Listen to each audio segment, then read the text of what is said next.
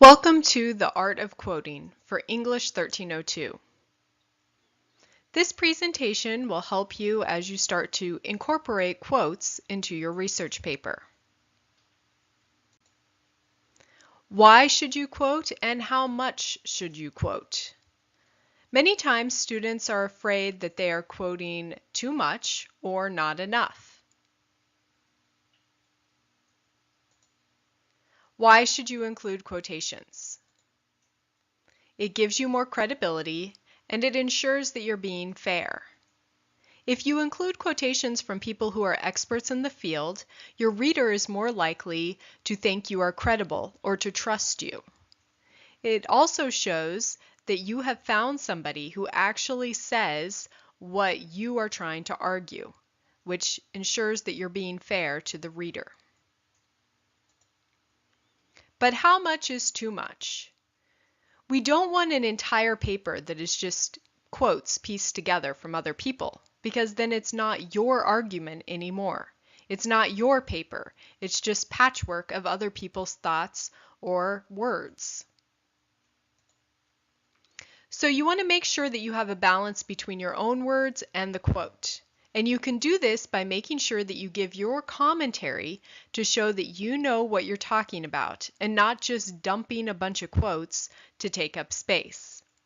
It's very obvious to your professor when you have just taken a bunch of quotes, copied and pasted them into your paper, trying to meet a word limit.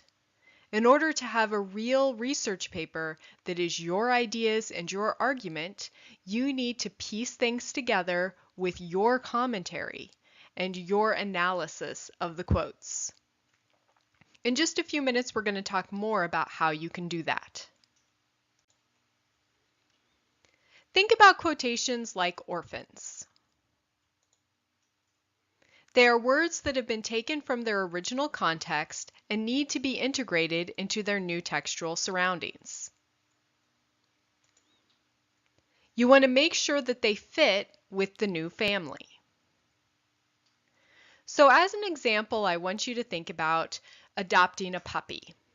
If you and your family go to adopt a cute little puppy like the one in the picture, you're going to want to make sure that that puppy fits with the new family. When you take it home, you wouldn't just leave the puppy for the day and hope that when you come home, he or she understands all the rules. Most likely, while you're gone, the puppy would chew on your furniture or pee on your carpet. It would be very destructive. You have to teach the puppy what the rules of the new family are and how to get along in its new household. It's the same thing with quotations. You can't just dump quotations into your paper and expect that they just automatically fit. They can actually be destructive to your paper if you don't help them to integrate to their new textual surroundings. They can end up becoming rabid, mean puppies. They could end up destroying your paper, just like a rabid, mean dog could destroy your family by biting one of your children or destroying your house. So the question you want to ask yourself is, do the quotations support your argument? Make sure you choose the quotations wisely, that they actually support your text.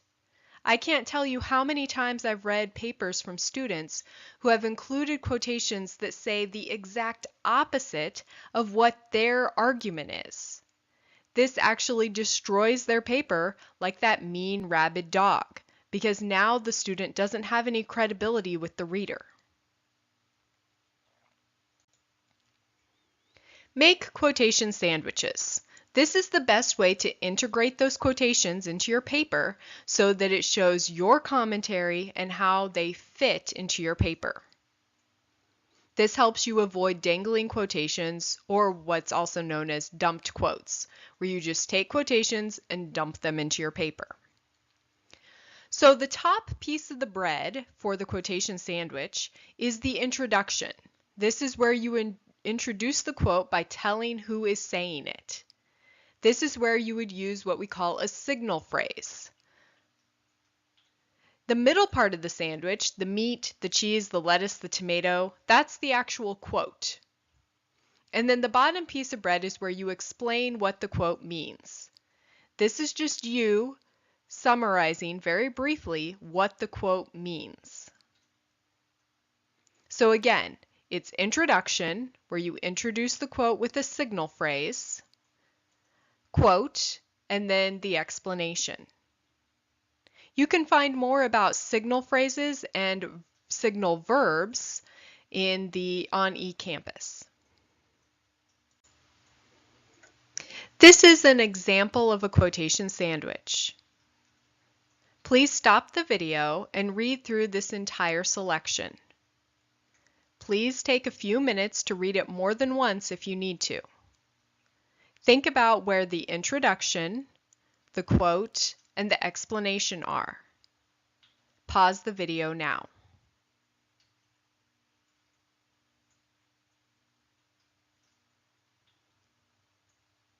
Now that you've read through the selection, where is the introduction? This is the top piece of bread. I've marked the introduction for you in black letters at the very beginning. This is where we find out who says the quote, Susan Bordeaux. We also find out some other interesting information about her, such as her qualifications. She's a feminist philosopher. Do you know where the signal phrase is? Remember that a signal phrase gives the author's name and then a signal verb. A signal verb is something like says, believes, argues, asserts. In this selection, Bordeaux notes is our signal phrase. It comes right before the quotation.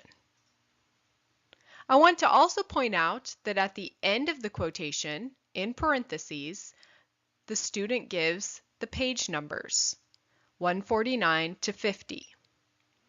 This in-text citation is necessary with every quote. You will be required to use an in-text citation anytime you use a quotation in your research paper. If you do not, it will be considered plagiarism.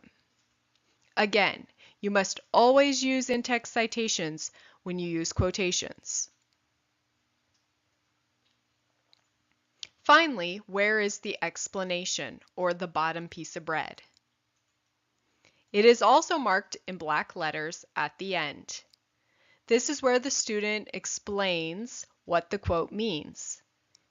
The student talks about Bordeaux's point and explains what the quote is trying to say. This is a good example of how you should structure your quotation sandwiches. Can you overanalyze a quote? Many times students worry that if they give that bottom piece of bread, that explanation part, that they are going to be overanalyzing a quote, that they'll be stating the obvious. But when in doubt, go for it. It's always better to be too explicit than to leave the reader wondering. Readers need to know how you interpret the quotation. You always need more explanation or a bigger bottom piece of bread when the quote is long and complex, when it's filled with details or jargon, and when it contains hidden complexities.